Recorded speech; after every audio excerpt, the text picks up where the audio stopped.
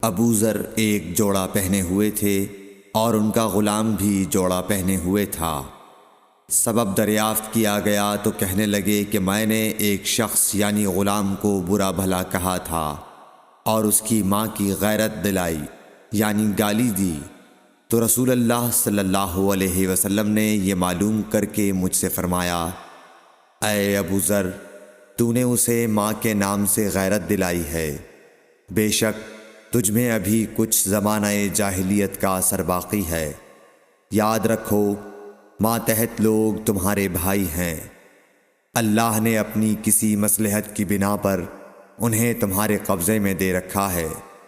تو جس کے ماتحت اس کا کوئی بھائی ہو تو اس کو بھی وہی کھلائے جو آپ کھاتا ہے، اور وہ کپڑا اسے پہنائے جو آپ پہنتا ہے، اور ان کو اتنے کام کی تکلیف نہ دو کہ ان کے لیے مشکل ہو جائے، اور اگر کوئی سخت کام ڈالو تو تم خود بھی ان کی مدد کرو۔ صحیح بخاری حدیث نمبر 31۔